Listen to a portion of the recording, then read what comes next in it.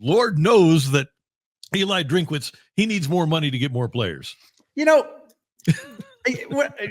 I got, let me let you inside of my brain. You know, when I was thinking about what I was going to do for a video, and I was, you know, I had read a lot about Eli talking about the Fortune 500 companies and, you know, in effect, basically in one way or another, and making the appeal that, you know, you either need all these big companies investing in your program, or you need a guy like Phil Knight or a guy like Cody Campbell at Texas Tech. I mean, Texas Tech would be nothing without one guy, an alum, a former player there, putting all that money into the program, where they spent 25 to 28 million on their roster this season. They wouldn't be number 5 in the latest CFP poll, right? So we're moving into an era where I really believe that, you know, the guys like Cody Campbell's, they're going to be all over the place.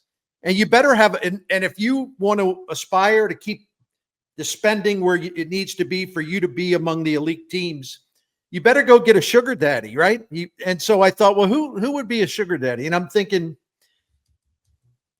the devil in me got to work, and I'm like, well, Stan Kroenke, actually.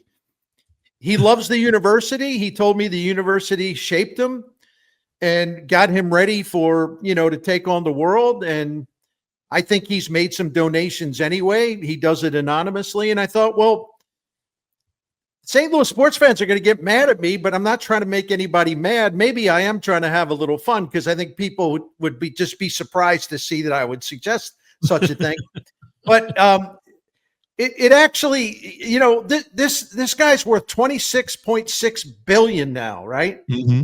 So why not he's got 5 professional sports franchises. So why not make Mizzou his 6th professional sports franchise, right?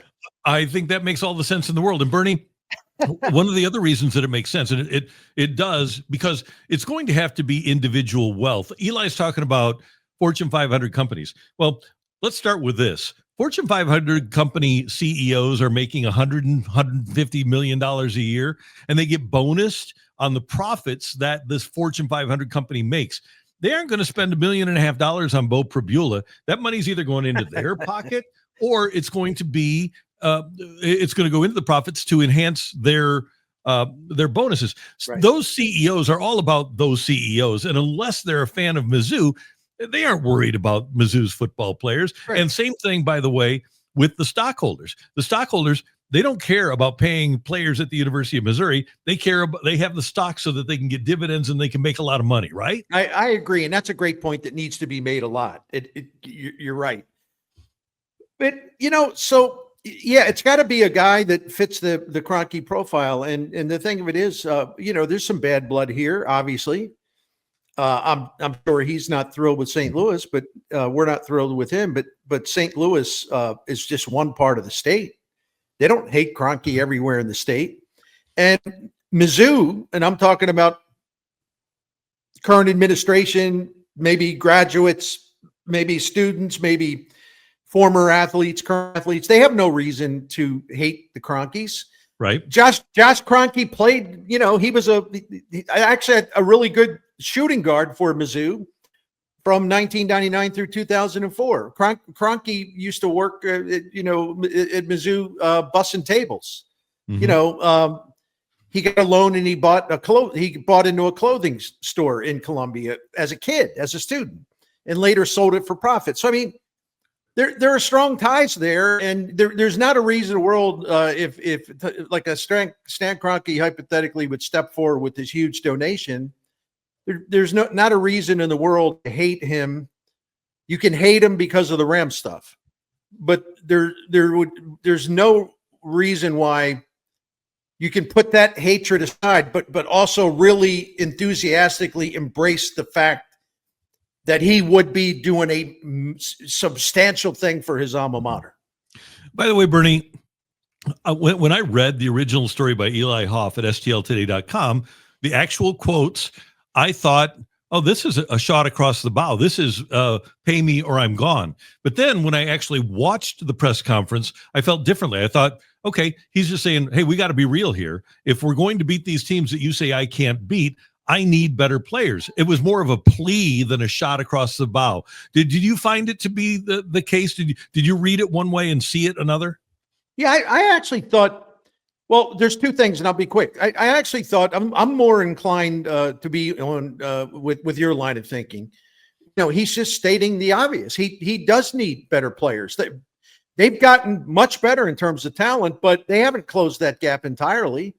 They're going to need, like to go buy better offensive linemen. They're probably going to have to go get a better quarterback. They're going to have to continue to stock that defense with elite talent. But I also thought, if you think about it, the way he laid that out, and there was nothing wrong with the way he laid it out, because again, I agree with you, but a cynic could also say, well, the way he presented that, he's sort of covering, as we would say in Poland, he's covering his dupa, both ways, because, he's saying, hey, I want to stay here, but I really need this. I need a boost. That we need a push. Or if he leaves, he could in theory justify. So I tried to warn everybody, or I tried to tell everybody. So it could kind of work both ways. But I thought his heart was in a good place. I didn't think he had any bad motives. Bernie, I see him. He comes into St. Louis with a lot, but I see him about 3 or 4 times a year, and every time, whether it's for like a golf tournament, he's there early. He says, hey, I got to have lunch with a potential donor. Or if it's dinner time, he says, I had lunch with a potential donor. Sometimes it's breakfast. But whenever he makes his way into St. Louis, it's not like he is not making the effort. He's meeting with a lot of people and asking them for money. So the effort on his part, I think, on Eli Drinkwitz's part, is really there. He's relentless. And the other thing is, if you look around college football, I mean, there's a lot of great coaches. He's still a really young guy. I mean, this isn't like a guy. It's like, well, they'll probably, even if he stays, he's probably only got about 5 years left, and he'll probably want to retire because he'll be 63 or something, or 64. No, man, he's got a lot of miles left on those tires, and that's important because of the energy he brings to that job. It's just nonstop energy.